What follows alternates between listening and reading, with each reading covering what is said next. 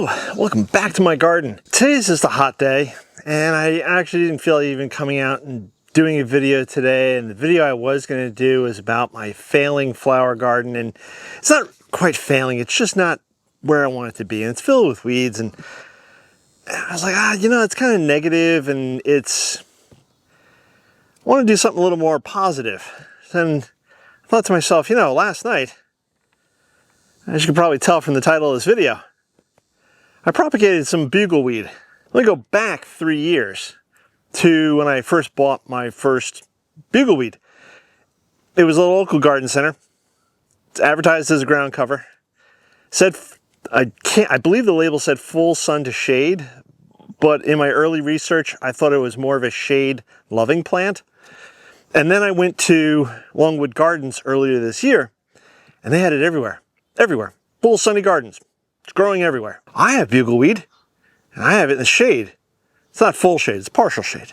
But either way, it's only there. And seeing it over in Longwood Gardens, growing in full sun conditions, I thought, maybe I should try that here. Well, instead of going out and buying more bugleweed, I just figured, I have a bunch of this stuff. Let me just take it, see if I can propagate it and divide it. And I'll show you how I do that in a second.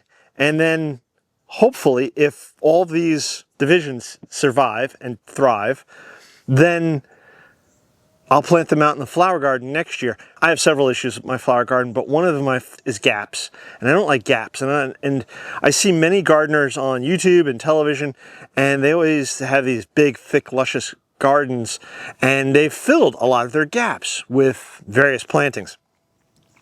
And a ground cover is a good plant to do that with, to help fill in between the plants.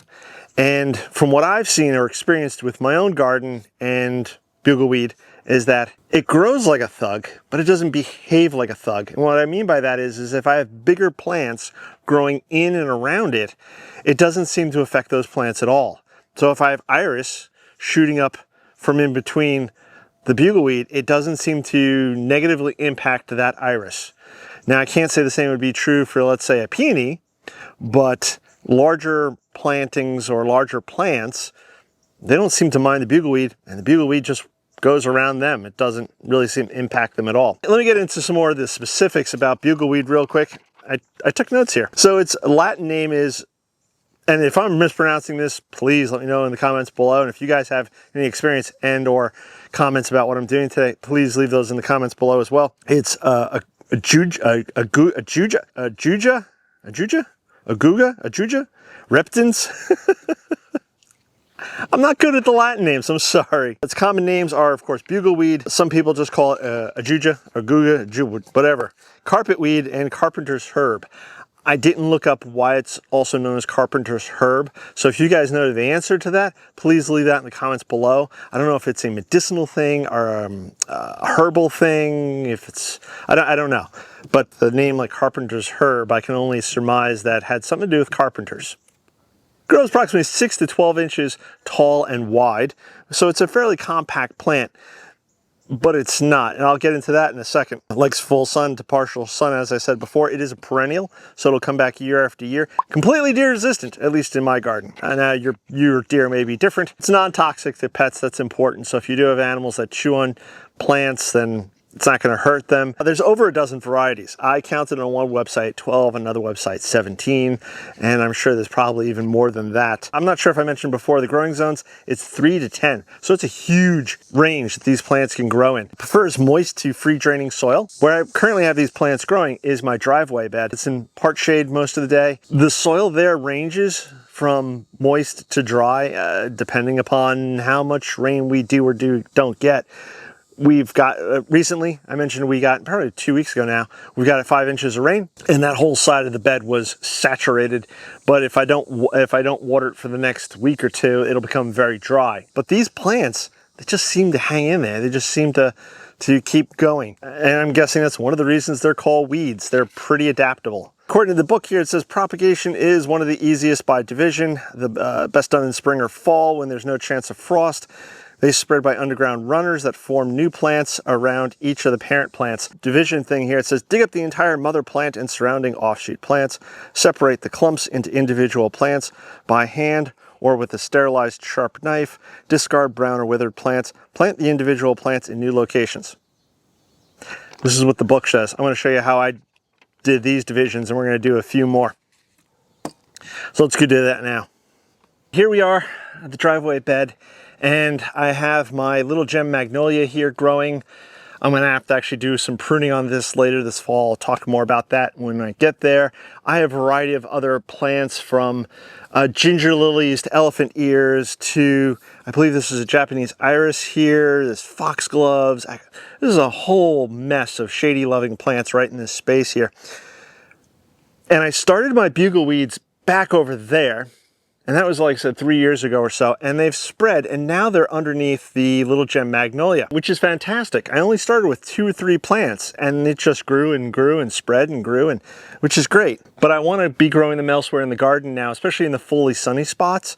So I'm gonna need more plants, and I can go out and buy more plants, or I could just do this. Reach in, grip my fingers right in there,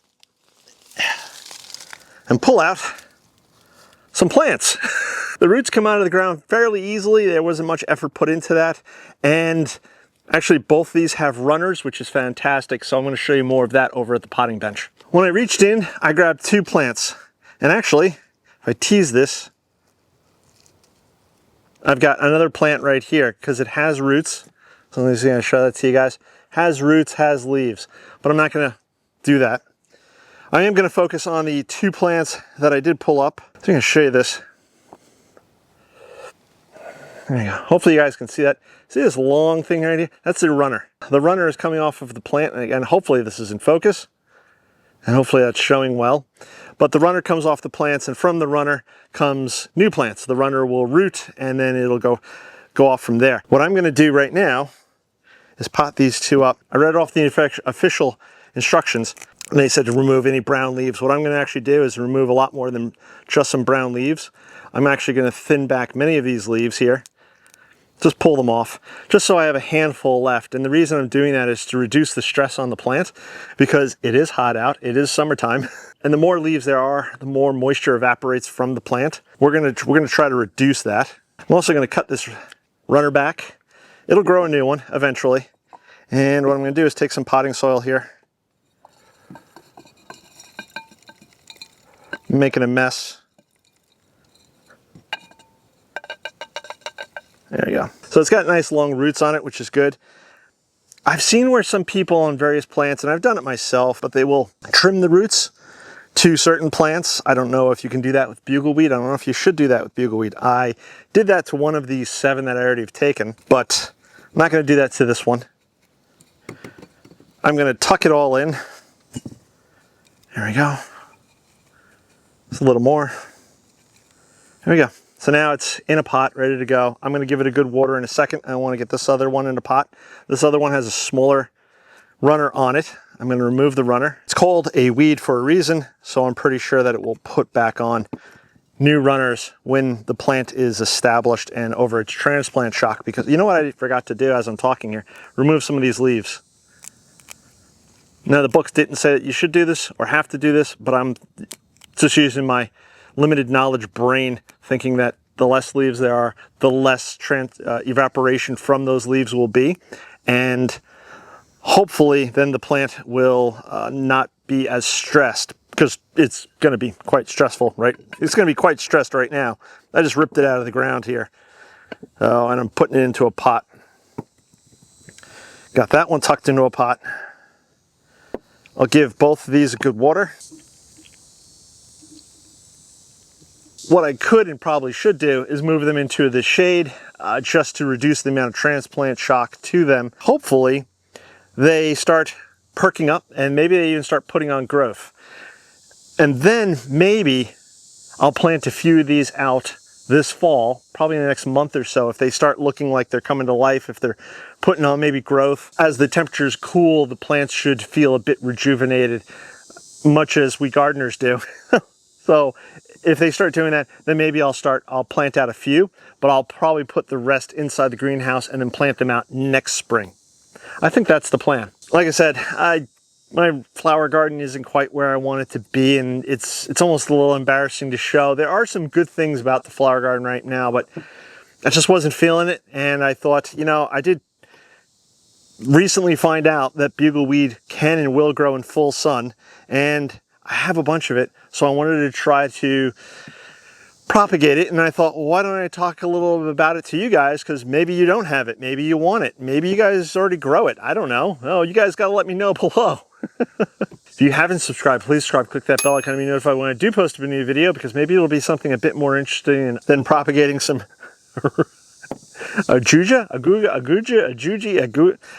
bugleweed. And with all that being said, I'm going to catch you guys in the next one. Bye-bye.